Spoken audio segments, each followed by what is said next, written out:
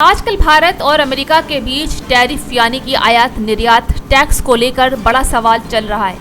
America ने कहा है कि वो भारत से आने वाली कुछ सामानों पर 25% का अतिरिक्त टैक्स लगाएगा। इसका मतलब ये है कि अगर कोई भारतीय कंपनी अमेरिका को कोई सामान भेजेगी तो उस पर पहले से ज़्यादा टैक्स देना पड़ेगा। इससे उस सामान की कीमत अमेरिका में बढ़ जाएगी और वहां के लोग उसे खरीदना कम कर देंगे। ऐसे में भारत की कंपनियों को नुकसान हो सकता है। अब बात यह है कि इससे भारत को क्या नुकसान होगा और क्या कुछ फायदा हो सकता है। सबसे पहले नुकसान की बात करें तो भारत अमेरिका को जो चीज़ें ज़्यादा बेचता है जैसे कि कपड़े, दवाइयाँ, गहने, कारों के पार्ट्स और इलेक्ट्रॉनिक सामान, उन पर सीधा असर पड़ेगा।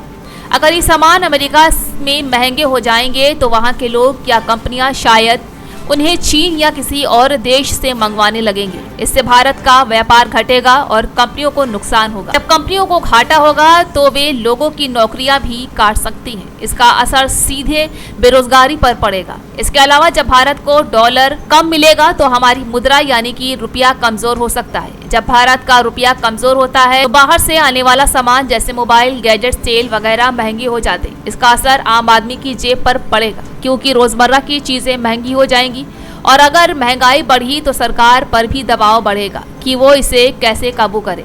लेकिन हर बात के दो पहलू होते हैं, तो इसमें कुछ फायदे की बातें भी हैं। अमेरिका में जो कंपनियां चीन से सामान मंगवाती थीं, अब वो भारत की ओर देख सकती हैं क्योंकि अमेरिका और चीन के बीच भी टकराव चल रहा है। अगर भारत इस मौके को समझदारी से संभाले तो कुछ नए विदेशी निवेश भारत में आ सकते हैं। जैसे मोबाइल और इलेक्ट्रॉनिक्स की बड़ी कंपनियां भारत में फैक्ट्री लगा सकती हैं। इससे देश में नए रोजगार पैदा होंगे और टेक्नोलॉजी भी आए। सरकार इस समय कोशिश कर रही है कि अमेरिका से बातचीत करके कोई समझौता हो जाए जिससे टैरिफ का असर थोड़ा कम हो। अगर दोनों देश आपस में कोई नया व्यापार समझौता कर लें तो हो सकता है कि कुछ टैक्स कम कर दिए जाएं और व्यापार फिर से समान हो जाए। लेकिन भारत की तरफ से भी कुछ सीमाएं हैं।